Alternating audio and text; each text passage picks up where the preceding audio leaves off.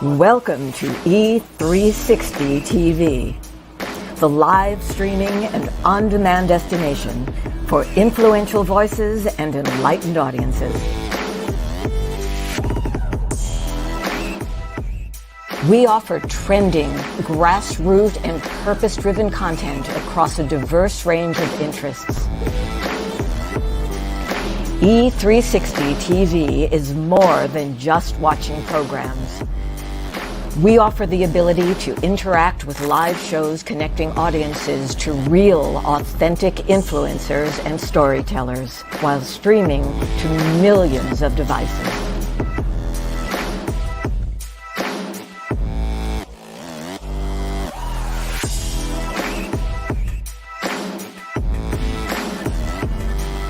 Real experiences.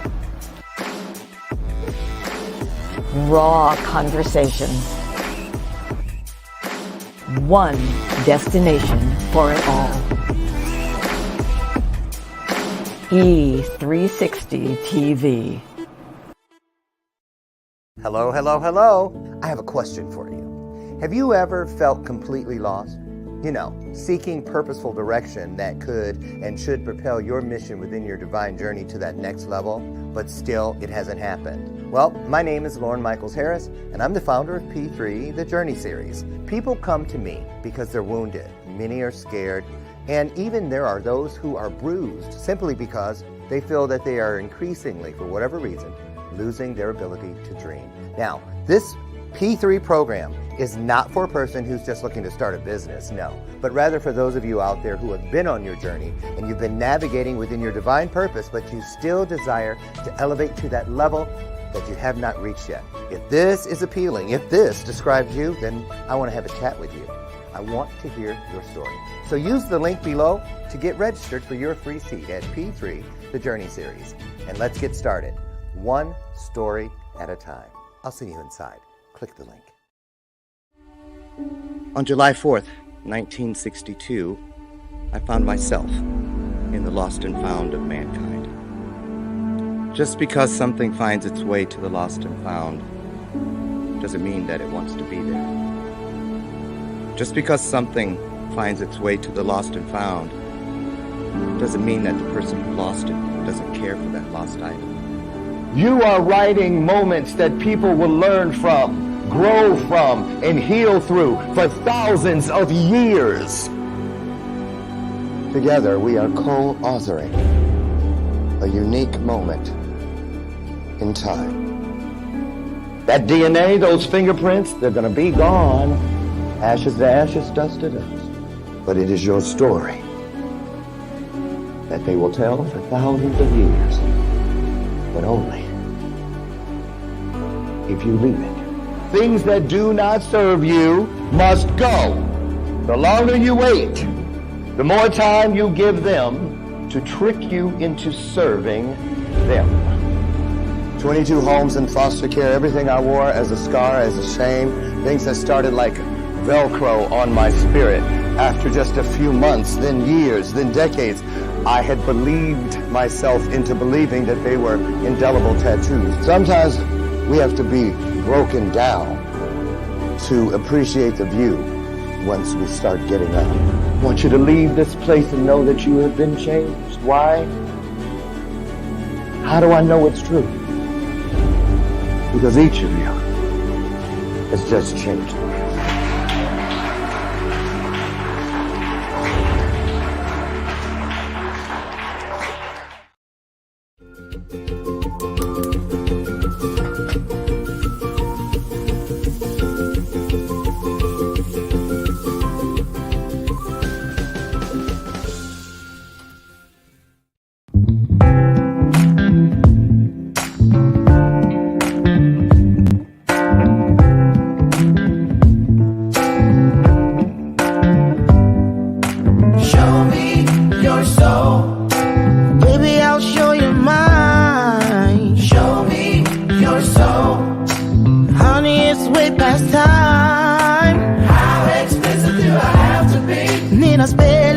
Before you get it, baby, show me your soul. And honey, I'll show you mine.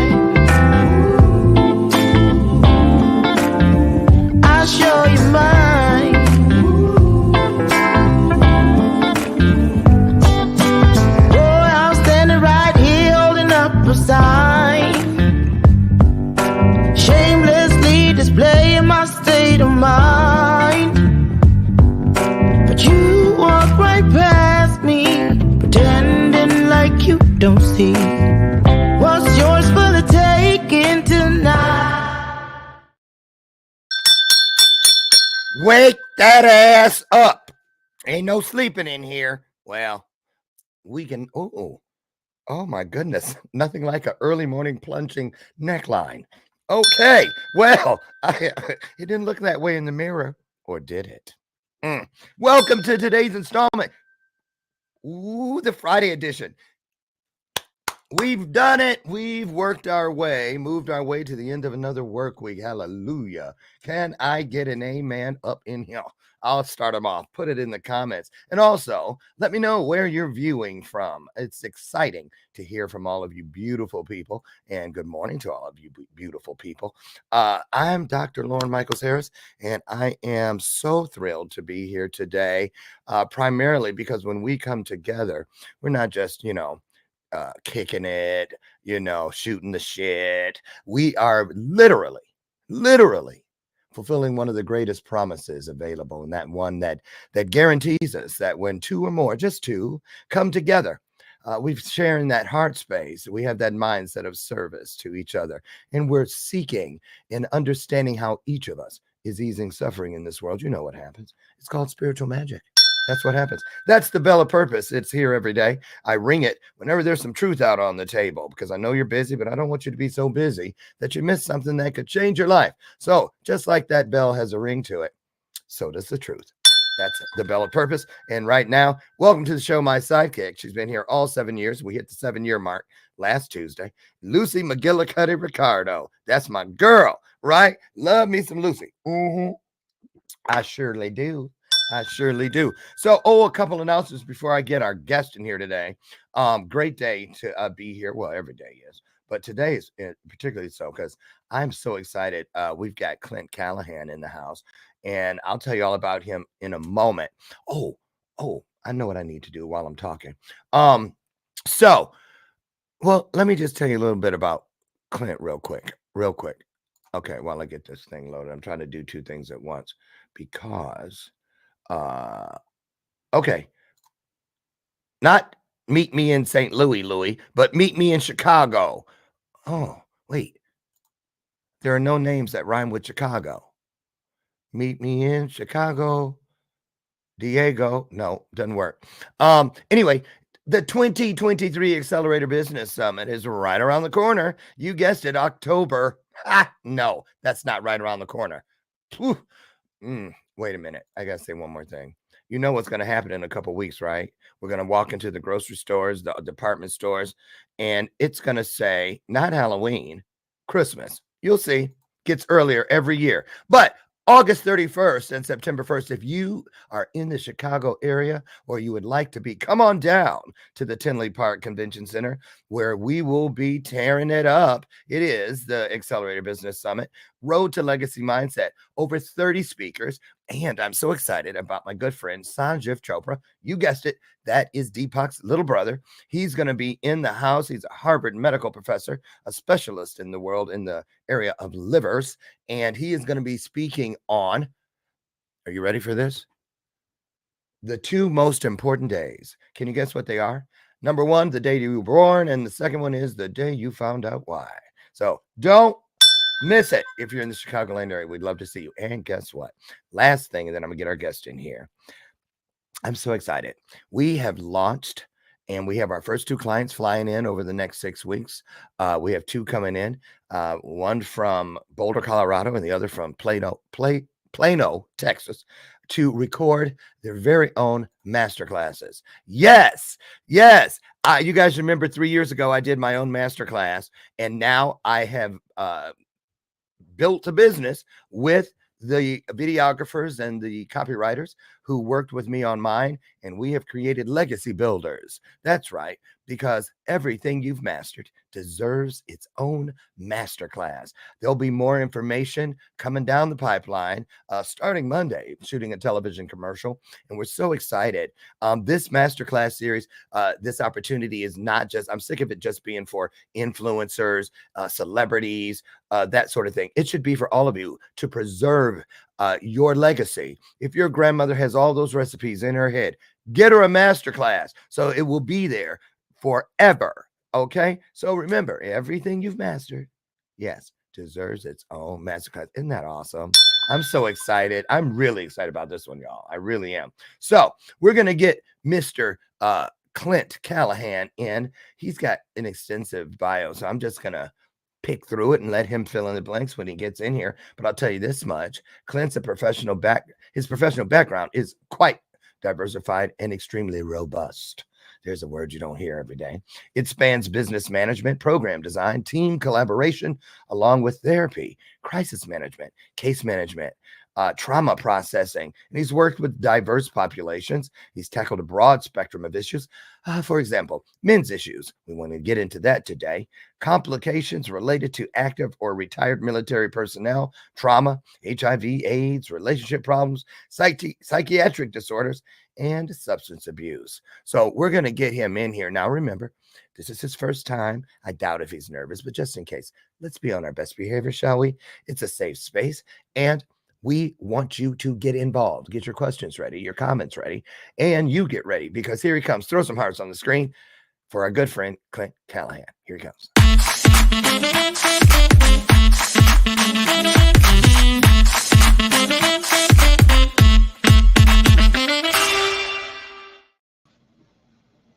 Good morning, Mr. Callahan. Good day, good day. How are you this morning? Good. How are you?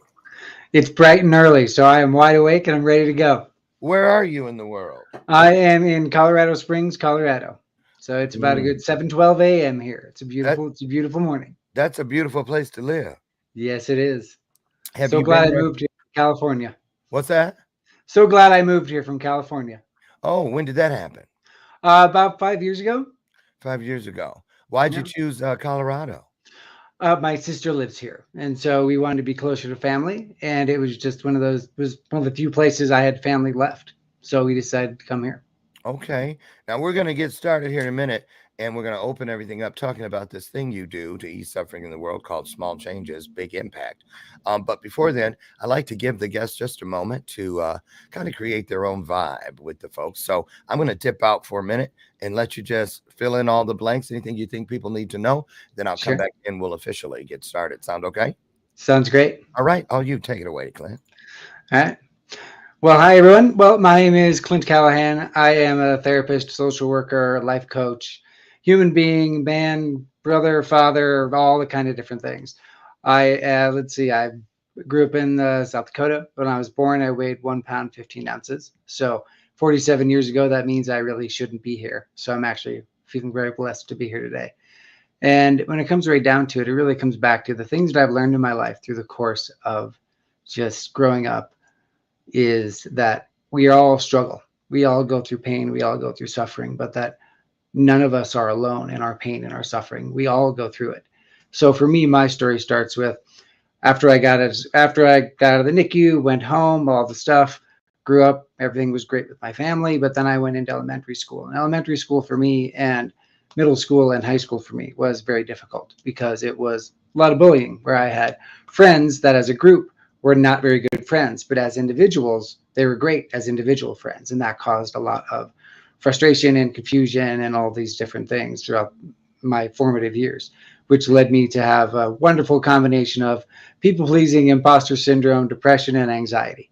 So that is what led me to getting into psychology, getting into therapy, getting into those things, because I had to figure out why were people acting the way they were. And it's those things that created this desire in me to help other people through it. Yeah. Because I've been through it, and I don't want anyone to have to suffer longer than they have to.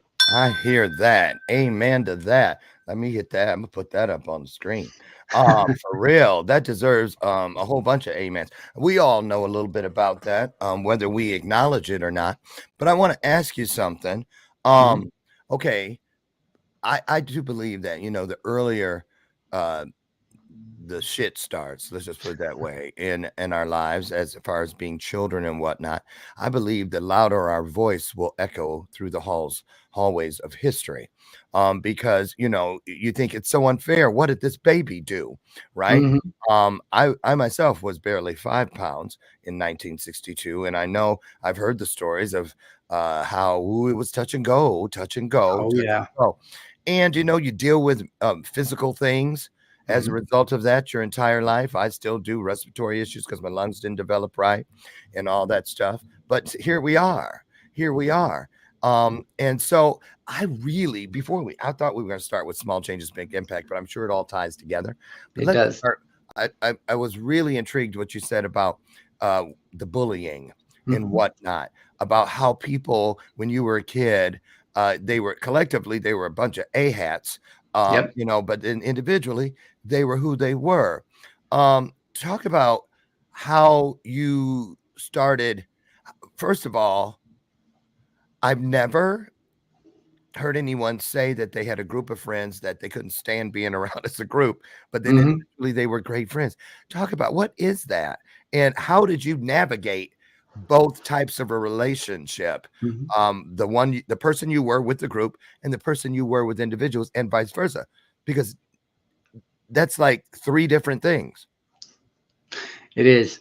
And so really it came down to eventually, let me kind of gather my thoughts about this here, because this is quite the story there, but it really comes back to when I was with them individually, like my best friend today, who I've now known for over 40 years. I've known him for 41 years. He Okay. was also my biggest tormentor. And it was one of those things, right, where it's surprising, like, how can you still be friends with someone who was your biggest tormentor, who was kind of the ringleader of the group stuff? And I guess a big piece of that is because for me, it's like I'm an optimist. I always try to find the good in things, in people, in those kind of things. And it was in those moments when it was just us together, when it was just me and the individual together, that I saw who they actually were. So I knew that this other thing, that was the facade. That was the thing that they were trying to project, to deflect or deny, or all these things, all the words that I know now, thanks to 23 years of being a therapist and life coach. I didn't know then, but instinctually I did know it, where it was when people get together, the reason why everybody else joined in was because they didn't want to become targeted. It becomes that groupthink process where I don't want to be the one who's getting attacked. I don't want to be the one who's getting shit on. So just going to go along with it. And some of them went along hard, and some of them went along just where they didn't say anything. It's not to say that I didn't have any friends that were not part of the group that were good friends and that were always there and always supportive, and my family was always supportive, and all those things happened. But it was in learning to navigate those two worlds that also it created that kind of dichotomy within me of being not only just myself, but also having to figure out what other people want from me. That's the people pleasing piece of it. That's the imposter syndrome piece of it, where my skills as a therapist, as a human being, and as relating to other people were honed in that crucible, so to speak. Mm-hmm. Because my thought was, if I could just figure out what I was doing and what they needed from me, and I could be that, then they wouldn't bully me. It didn't work out. They still did. But Is that why you hung out still with the group? That's the part that um a lot of people are probably going, well, why the hell did you hang out? Why did you keep going back? part of it is because I didn't want to be alone. It was a very simple process. I didn't want to be alone, and I didn't want to not have that connection with people. And so what I started to do was, as I got older, as I started to be able to break away from the group and have these very specific individual friendships, I spent less time with the group. But in the beginning, it was, this started happening when I was 7, 8, 9, 10 years old, where I didn't want to be alone. I didn't want to be on the playground by myself. I didn't want to not have friends around or to do things. And even though it was, and here's the thing, right? Bullying is one of those things that it's not 100% all the time. It's fits and starts. It's sometimes it's 50%, sometimes it's more of this, sometimes it's more of that, because it all depends on everybody's mood, what everybody else is going through. And that's the thing that I really took away from that is, when it comes to bullying, it's not about you, usually the person that is being bullied. It's about the person that is doing the bullying, what's going on in their life, In what's their going on life. at their home, how they're feeling powerless, how they're feeling unloved, how they're feeling disconnected, all these different things. Those are the reasons why they then turn that outward, because they don't know what to do with it. Because Yeah. I've been a therapist now for 23 years. I've been alive for 47 years. And I can tell you this, nobody taught me any of this stuff. This is all life learned. Yeah, I went through school. Yeah, I got my master's. Yeah, I did all these things. But still, the best and greatest teacher has always been my successes, my failures, my life. That is so, so true. I wrote it down because I was just talking to somebody about this the other day. You know, I wish we could change the narrative. A lot of people, when they speak to hurt people, they always say hurt people hurt people. Yep. But I know for a fact, because I was hurt, you were hurt, but it's also true, and I don't think enough people acknowledge it, that hurt people also heal people. We also heal people. Yeah. Because like you said, when you share these stories, and a lot of people don't like, it's very difficult to return to the scene of the crime, Mm-hmm. to talk about these things. But you all, I remember back, when talk shows were big, Jenny Jones and Ricky Lake and all that, Yeah. I would be enraptured in those shows where they would bring the bully and the bullier, the bullied Yeah. and the bullier back together. Mm-hmm. And when you hear how, and remember in the movie Flatliners, Yes. that was that bully, that little black girl, and she was like cussing at him in the thing, right? Mm-hmm. And then he went and found her in real life. Remember, she had a greenhouse and all that, and she was Yeah. so gentle, and Yeah. she forgave him. And do you think that a lot of people that bullied people carry it? And I know, because I'm married to a therapist, so I know, and a social worker, so I know you guys don't talk about stuff after the fact, to protect the innocent or the guilty or whatever, that Yeah. client privilege thing. But Yes. just generally speaking, Clint, have you had clients over the years that speak to, I regret hurting these, being that kind of a kid, and do they? Does Oh, it yes. still stick to them? Yes, because the thing is, again, this is just the human experience. Your bully is not some superhuman other person. They're just a person that's hurting because of maybe what's going on in their family. Maybe unspeakable things are happening to them. Maybe they're being abused. Maybe they're being physically abused, emotionally abused, sexually abused. Maybe they're being neglected where their parents are just so busy they don't get a chance to interact with them. So they haven't actually been taught the way to actually interact with other people. There's a million different variations A on million. why someone is acting and reacting the way they are. And that's one of the things that I've been carrying through, is that it really comes back to emotions are complex, but also they're simple. It really comes back to your thoughts plus your feelings equals your actions and your reactions. Amen. And the thing is whatever actions your thoughts and feelings create is a reaction in somebody else, because rarely do our thoughts and feelings happen in a vacuum when there's nobody else around. That's So true. by having your thoughts plus your feelings and then your actions, when someone reacts to you, then you react back to them, and then they react back to you, and it creates this cycle. It creates the narrative between you two. And it can be a very positive narrative, or it can become a negative narrative, or it could just be neutral.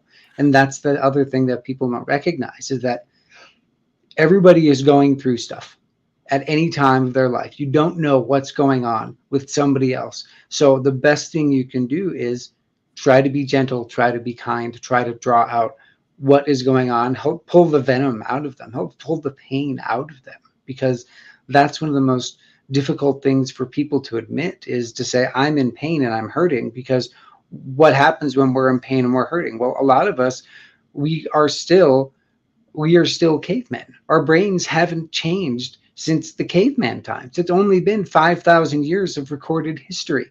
So we've spent the last 185,000 plus years stuck in fight or flight. You don't think we're still stuck in fight or flight? Well, We are still stuck in fight or flight, every one of us.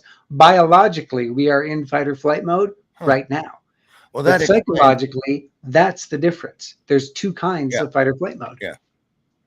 I'm going back to what you said about caveman. Now that explains why just last week I found myself craving a Brontosaurus burger and couldn't figure it out. Now I know. Okay, caveman still in me. Um, um, wouldn't that be an interesting movie if they showed cave men and it showed like the black caveman and the white caveman and the Asian caveman and who Yeah, wouldn't that be great? it would be See fascinating. how they interacted. There it is. Yeah, There you go. there you So go. I want to ask you about this though. Sure. Two things here. I'm gonna just drop them both and let you just run with them. Because I love listening to you. Number one, like in schools, in those informative years where you have counselors and principals and the people that walk the halls and the teachers, has the needle moved where, because bullying was not a thing that was talked about when I Nope. was, it didn't even have a name when I Nope. was in grade school. But it is now, it's quite, Yeah. out there. So do they look at bullies and know that that's a red flag? There's something deeper going on at home, or something's happening to this kid, and let's try to get to it? Or do they just mark citizenship marks as he's a shitty, this, that, and the other? And then also, when you work with bullies or those who were bullies and are adults and they don't know how to get away from it, let's take us into the forgiveness piece. Sure. How to detach from something, because you may not be able to find the people you bullied to say, to make amends, like 12 steppers do. Yeah.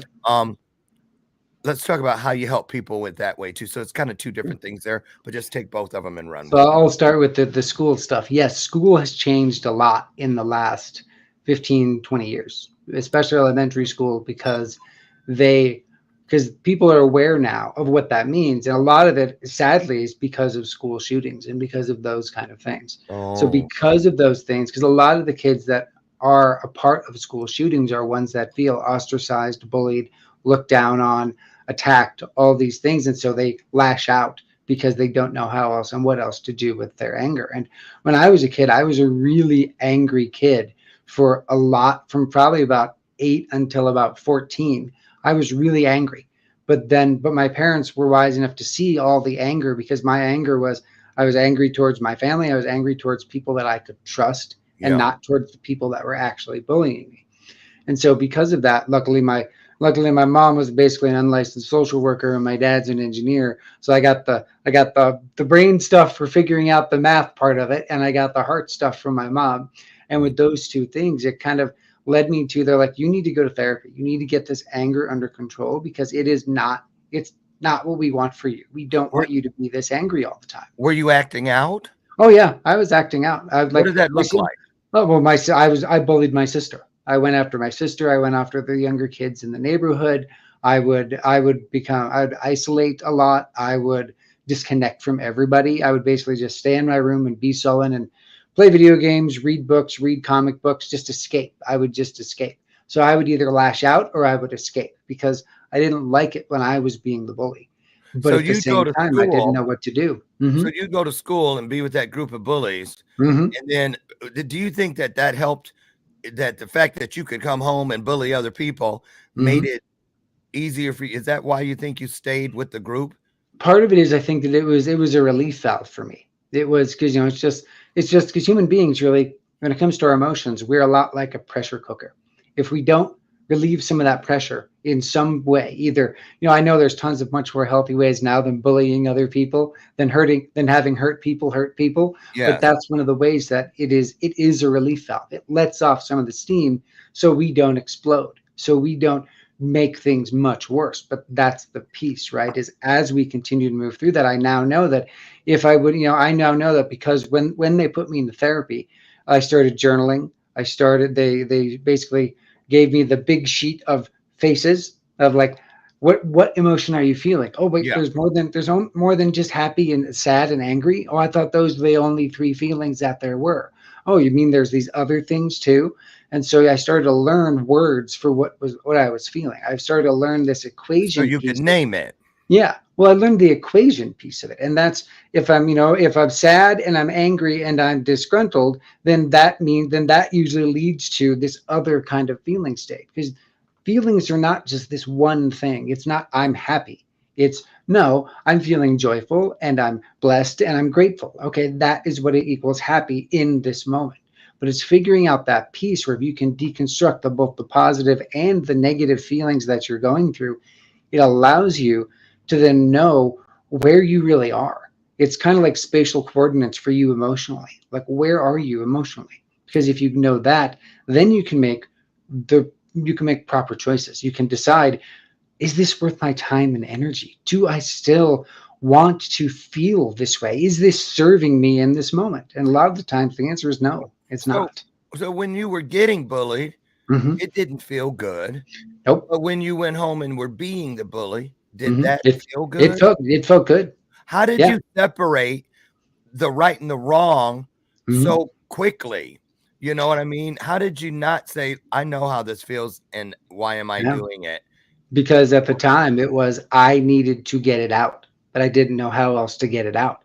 And so it was either keep the poison in me or spread the poison around, right? It's that piece where you Ah, try, where you don't, I look back now and I'm like, I feel guilty about it. I feel shame about it, but I've also made peace with it because I've apologized to my sister multiple times. We have an amazing relationship now.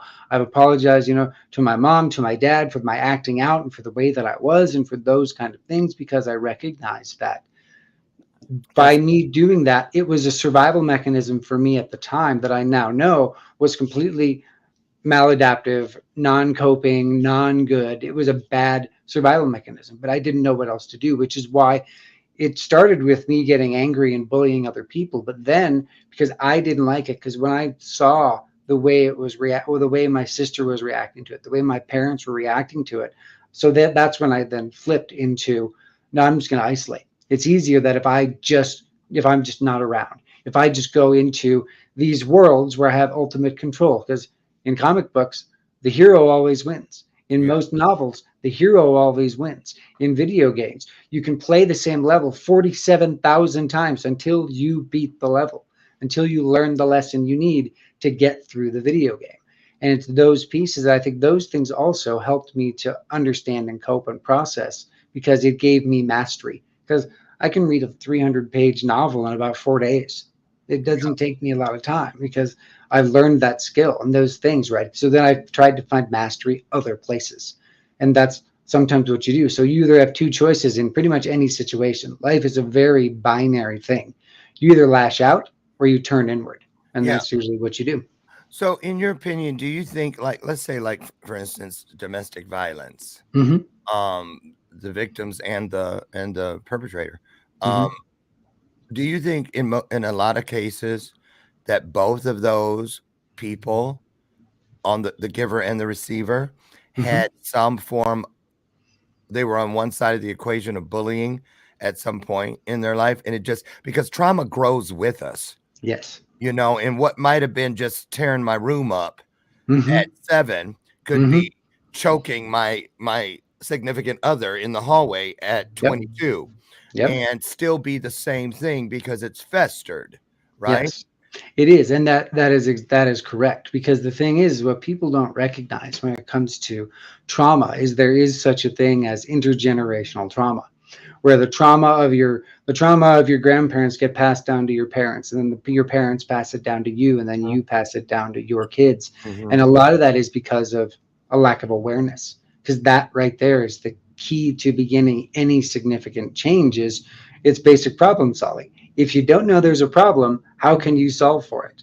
And so for you, if this is the way your life has always been, but yet you've always kind of had that itch in the back of your brain going, is this really the way it needs to be? Can there be something different? That's the beginnings of change if you listen to it. But a lot of us, when we're in the midst of this kind of trauma and turmoil and frustration in our life, we don't listen to it because all we're feeling is our pain. All we're feeling is that because it's so overwhelming in that moment. Makes perfect sense. Listen, we're going to take a brief break, and when we return, I want to talk to you about, in your own experience, your own journey, do you ever feel or hear the footsteps or feel the breath of that kid who used to bully? Does it ever still try to rear its ugly head all these years later? In other words, can we truly scrub the bathtub clean of this kind of trauma? Or is Mhm. there always and forever some faint ring of the past still hanging on. We'll talk about that and more when we return. A whole bunch more showings in front of us. Don't go away, you guys. We'll be right back. You can navigate the legal and emotional journey of divorce and exit a marriage the way you entered it, with mindfulness, love, and respect. Solace Divorce Mediation is a full-service law practice helping couples focus on the health and well-being of children and their forever co-parenting family. Our streamlined divorce journey offers flat fees with an estimated completion time frame of 2 to 4 months. If you or a friend need us, visit solacedivorce.com.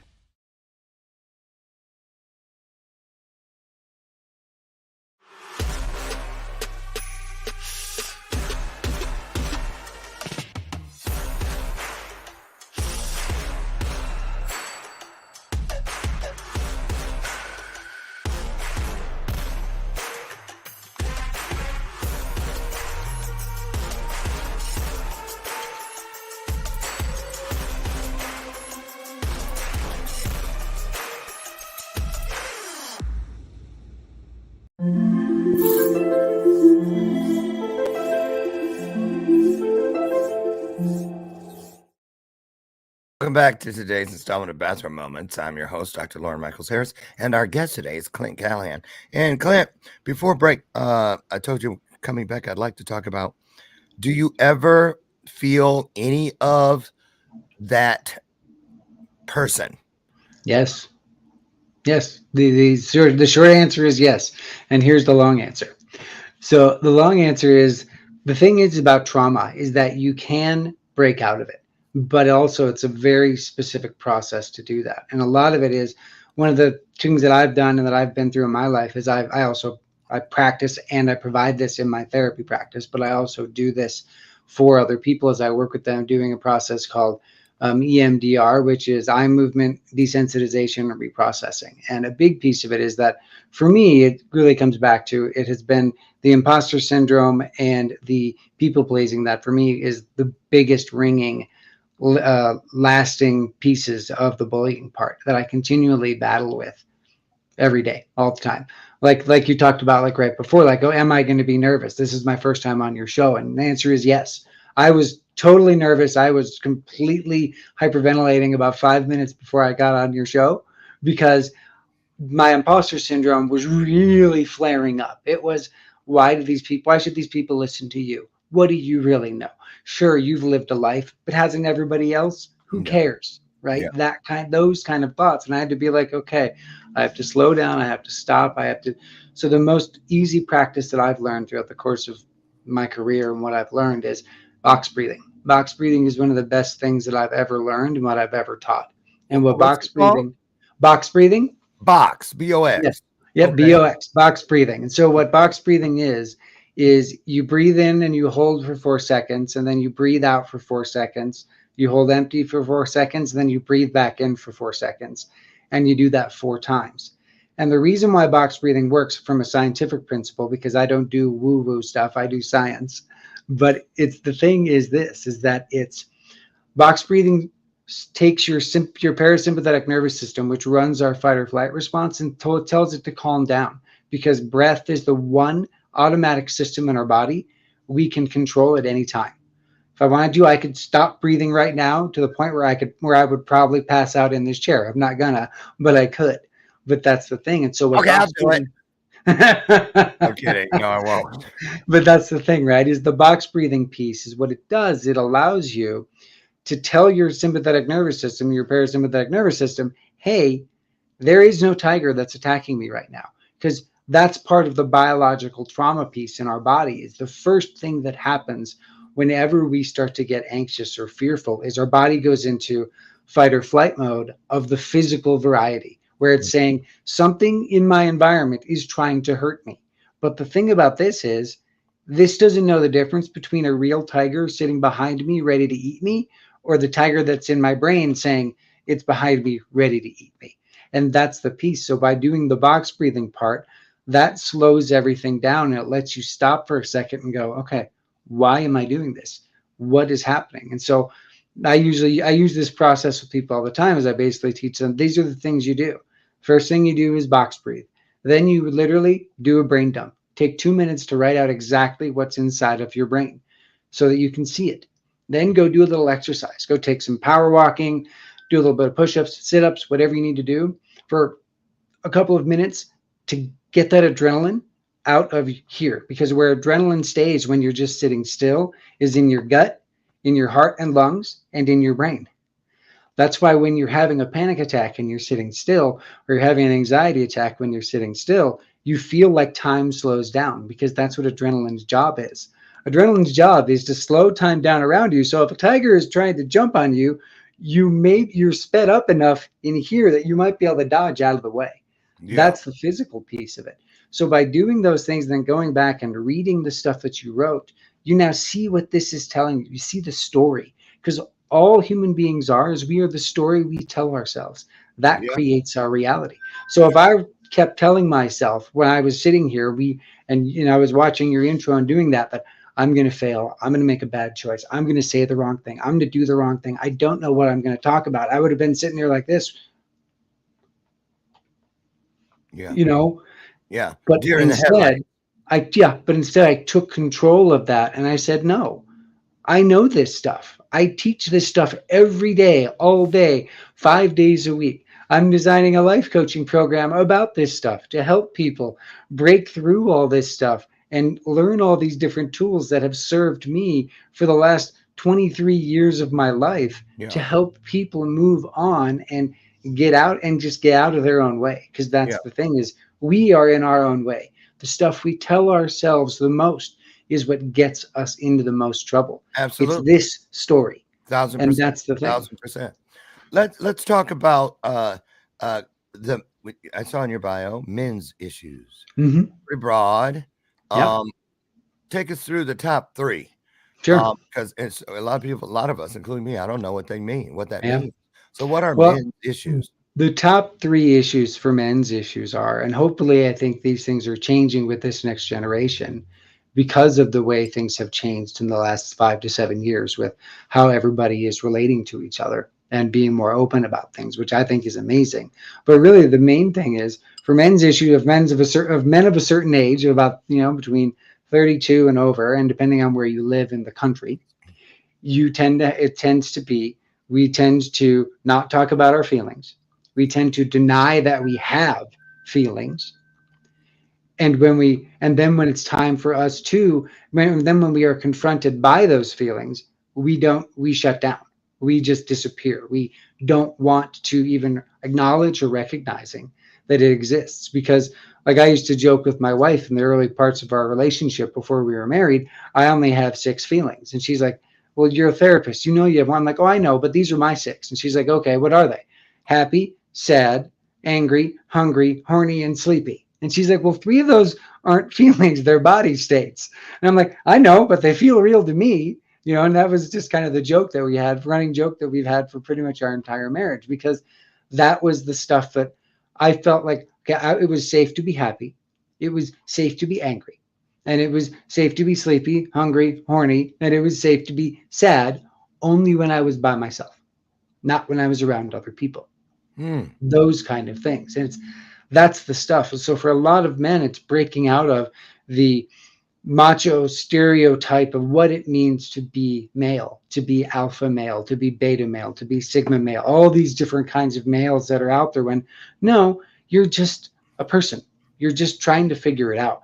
You're just trying to understand. You're just trying to make sense of what's going on inside of me. Because like I said, I didn't have words for how I was feeling when I was at my most wounded and most painful. So what did I do? I lashed out. I became a hurt person that hurt people. Yeah. And I hated it because I recognize, and I look at it now, I hated it when I was doing it, but I hate it even more now because I recognize the damage that I was causing because I was just continuing to perpetrate the damage. So why do you think men come to you regarding these types of men's issues and more? Mm-hmm. Is it because it's an ultimatum in most cases by their spouse or significant other? You either go get help or I'm out of here. Or are they choosing voluntarily? It depends on the situation. Sometimes it is because there's an ultimatum by either kids or by a spouse or Or by their jobs, friends or by their job or by everybody's sick something. of it. Yes. Everybody's Yeah. sick. Because sometimes they need that in order to say, oh, I really need to change because all these people are saying the same thing. So maybe there is something to this. Well, isn't it hard though when you're Mhm. like, say, I'm 61. Yeah. A lot of guys might feel like, or people might think like, what is it they say? A leopard or doesn't Hmm. change its, you know what I mean? Yeah. Can't teach an old dog new tricks.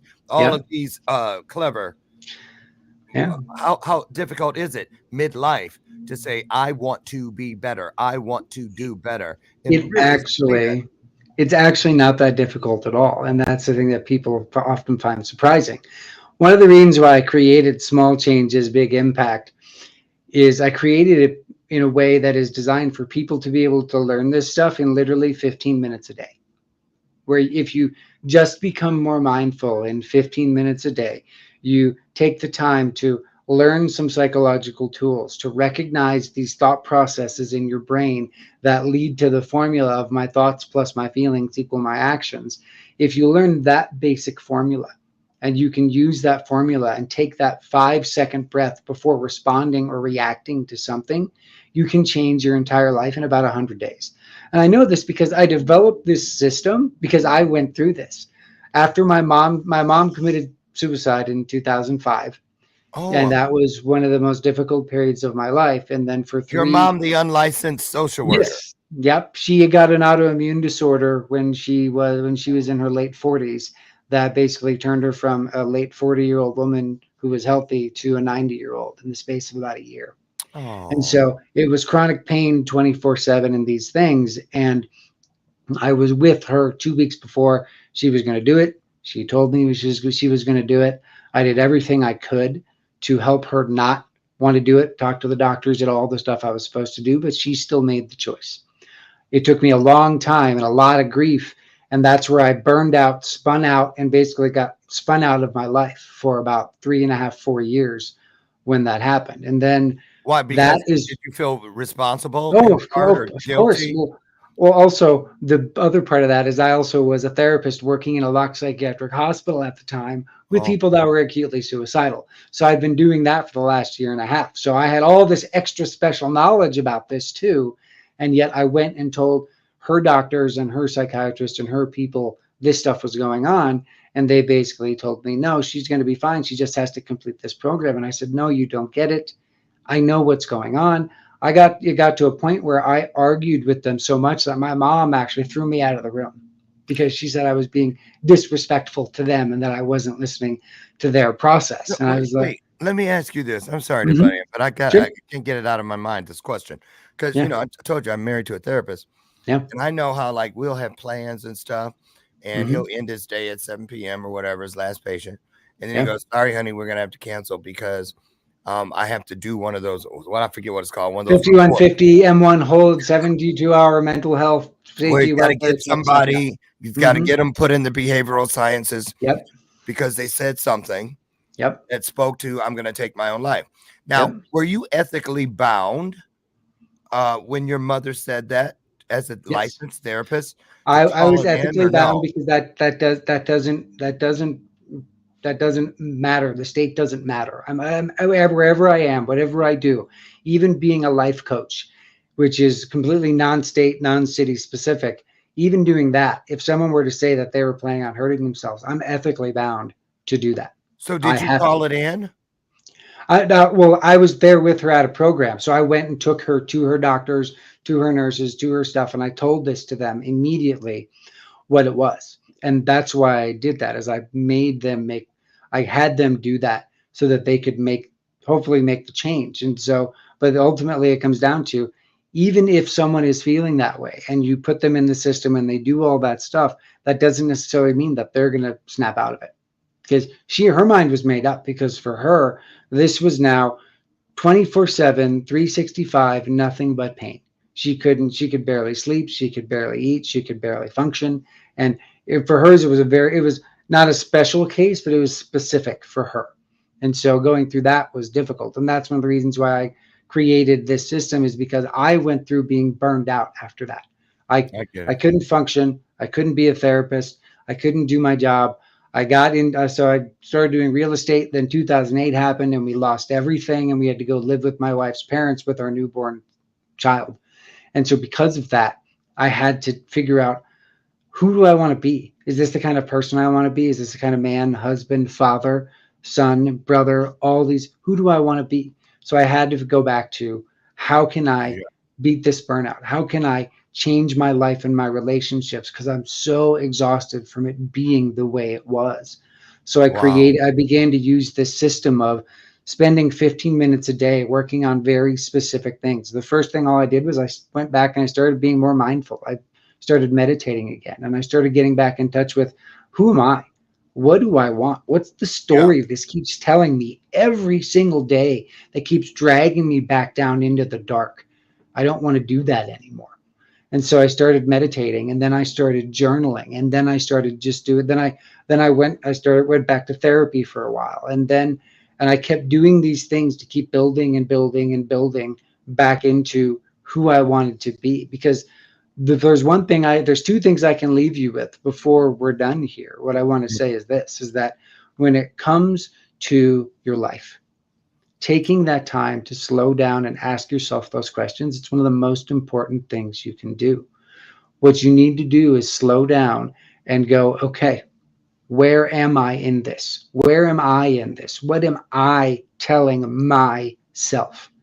Because if you can't answer that question, you will continue the same pattern that hurts you. And the second thing is something I'll never forget, that one of my crisis intervention teacher taught me in graduate school. And it's, in life, you have two choices. You can either be the lightning rod, where lightning strikes you, the emotional lightning of life, the emotional stress of life strikes you, but it grounds out because you know it's not your stuff. Or you can be the one holding on to the lightning rod, and every day you will smell like Kentucky Fried Chicken is cooking, because that is what you're doing to yourself if you don't let it go. And that's understandable. So on the screen, I've taken you to the website that you are seeing scroll beneath you right now. And just really quick, we've got about 3.5 minutes left. Sure. Take us through these. I'm assuming these are the top 3 ways to help people that you do it.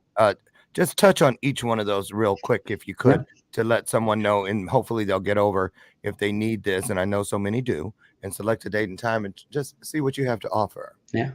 So basically, how to understand what burnout really is. The reason why I want people to know what burnout is because burnout is one of the things that most of us are caught in and don't know it, because we just tell ourselves, oh, I'm just stressed out. I just had a bad night. I'm just not sleeping really well. I'm just not, all of these wonderful excuses that we come up with. We think we know what burnout is, but it's always somebody else. But burnout is a chronic systemic stress that does not get better. You wake up stressed, you go to sleep stressed, you're stressed all the time, but you're able to deflect and deny and pretend it doesn't exist. Or you cope by using social media, watching TV, drugs, alcohol, sex, you name it. We have a billion ways to cope with these kind of things, but really it's burnout. And what burnout really is it's disconnection. And it's not only disconnection from others, but it's disconnection from you, from your purpose, from who you are, from who you want to be, and from what you want to be and what you want your life to be. It's that kind of disconnection. And what do you mean in the third one when you say being coachable? So what does that mean? So for me, I'm very stubborn, and I like to think that I know all the stuff because I've learned all the stuff, but being coachable means no, you don't. You think you know, but you don't know. You got to let it go. You got to take a breath. You got to recognize the things that you don't know will hurt you. So you need to slow down and you need to be coachable and say, you know what? I don't know this stuff. I think I do, but maybe I'm looking at it wrong, because again, our perception is our reality. So whatever story I'm telling myself about the moment and the stuff that I'm in, if I don't have somebody saying, hey, have you checked that lately? Hey, have you thought about it this way? Hey, what do you think about this?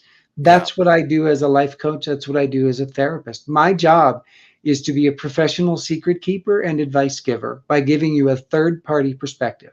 My job is not to judge you. My job is not to tell you you're wrong. My job is not to tell you any of those things. My job is to say, hey, have you thought about it this way? Why don't you do that and let me know what comes up? Because that's the only way we can create change. I know a lot of things, but the thing is I know I don't know everything. Right. And that's the part that most people forget, right? Absolutely. Wow. Well, a lot here. We unpacked a little bit of it today. And unfortunately, everybody, we're out of time. And see, I just love divine conversations because they fly by. They really do. So listen, you guys, I have taken the liberty of dropping the links inside your private comment section for easy access at the end of the broadcast, which is just about a minute away. So I just, if it's you or someone and it made me, a lot you said today made me think about how, Clint, I used to, when you said coachable, that really struck something, because a lot of times we'll seek answers, we'll ask people's opinions, but when we don't get the answer we want, we run or dump out what we need. And and it's not about what you want. That's a wish list. What you need can be implemented inside of a plan. And that's what we want to do. Right. So, exactly.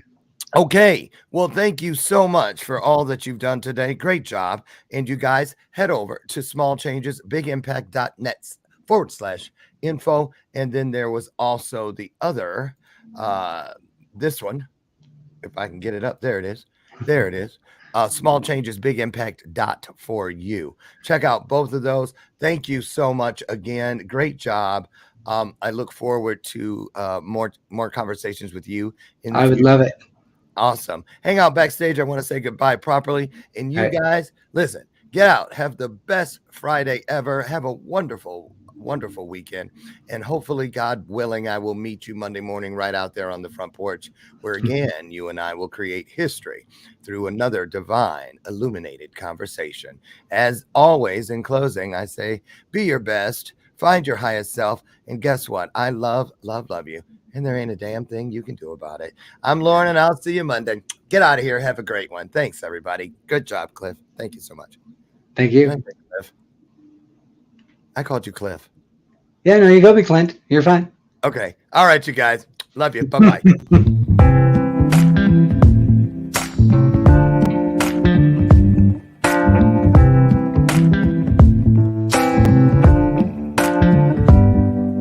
Show me your soul. Baby, I'll show you mine. Show me your soul. Honey, it's way past time. How expensive do I have to be? Need I spell it out before you get it, baby? Show me your soul. And honey, I'll show you mine. I'll show you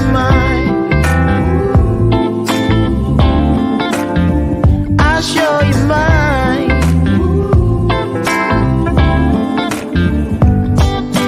Boy, I'm standing right here holding up a sign, shamelessly displaying my state of mind.